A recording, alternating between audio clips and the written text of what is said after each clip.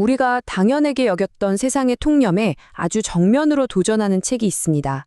오늘 저희는 그 첫 번째 장, 암산업의 어두운 설계를 통해서 저자가 던지는 아주 도발적인 주장들을 하나씩 따라가 보려고 합니다.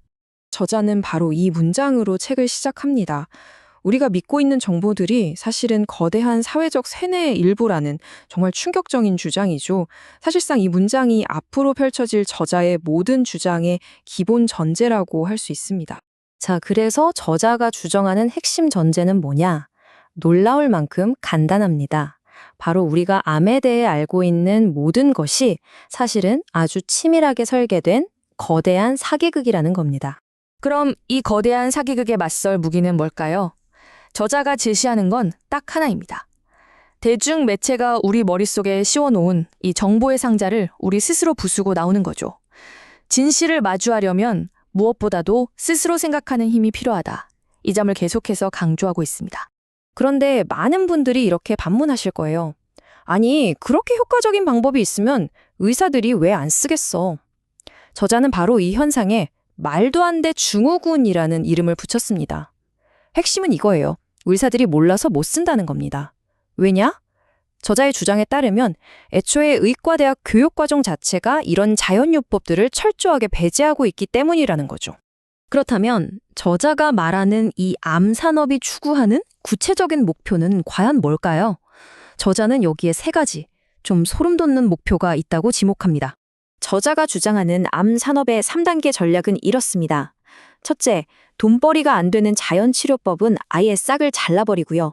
둘째, 수술, 방사선, 항암제, 이른바 빅3만이 유일한 정답이라고 대중을 세뇌시키는 겁니다. 그리고 마지막으로 바로 그 치료법들을 터무니없는 가격에 팔아서 엄청난 이윤을 남기는 구조라는 거죠. 여기서 저자가 말하는 암산업은 그냥 병원 하나만을 의미하는 게 아닙니다.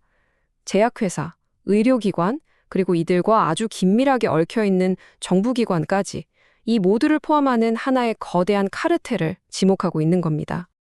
아니, 이 거대한 시스템이 대체 언제, 어떻게 시작된 걸까요? 저자는 그 뿌리를 찾기 위해서 시간을 무려 100년 전으로 거슬러 올라갑니다. 저자에 따르면 1910년이 아주 결정적인 전환점이었습니다. 당시 석유 재벌이었던 존 록펠러의 자금으로 플렉스너 보고서라는 게 발표됐는데 이걸 계기로 의학교육의 표준이 완전히 뒤바뀌었다는 겁니다. 그전까지 있었던 자연요법 교육 같은 것들은 싹 사라지고 오직 화학약물 중심의 교육만이 살아남게 되었다고 저자는 주장합니다. 자, 그럼 이 산업은 어떻게 질병을 통해서 이익을 얻는 걸까요? 저자가 폭로하는 그 사업 모델의 구조는 이렇습니다. 저자는 이 시스템의 진짜 목표가 암의 완치가 아니라고 딱 잘라 말합니다. 오히려 환자들이 평생 독한 약에 의존하게 만들어서 마르지 않는 샘물처럼 계속 수익을 창출하는 것. 그게 진짜 목적이라는 정말 충격적인 주장인 거죠. 저자가 말하는 수익 구조는 아주 여러 단계로 설계되어 있습니다. 먼저 발암물질이 들어간 제품을 팔아요. 그걸로 사람들이 암에 걸리면 아주 비싼 항암제를 팝니다. 그런데 그걸로 끝이 아니에요. 그 항암제의 부작용이 엄청나니까 그걸 치료하기 위해 또 다른 약을 파는 거죠. 말 그대로 환자가 아프면 아플수록 돈을 버는 구조라는 겁니다. 그러니까 겉으로 내세우는 목표는 당연히 환자의 건강이죠. 하지만 저자가 주장하는 그 이면에 숨겨진 진짜 목표는 평생에 걸친 이익 창출이라는 겁니다.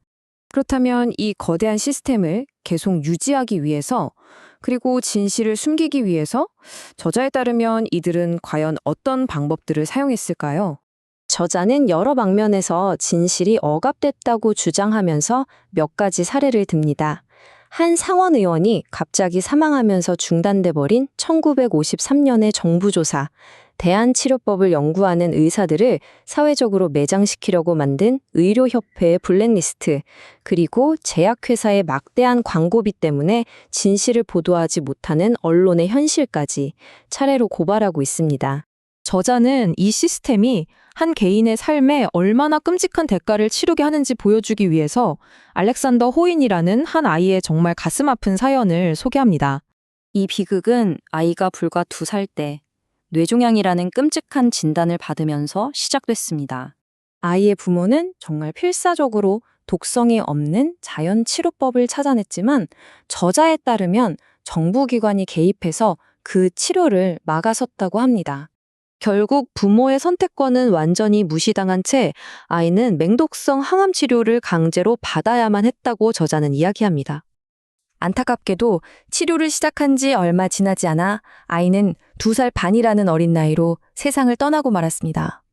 저자는 이 비극이야말로 이익을 위해 개인의 선택과 생명마저 짓밟는 이 시스템의 비정한 단면을 그대로 보여주는 사건이라고 주장합니다.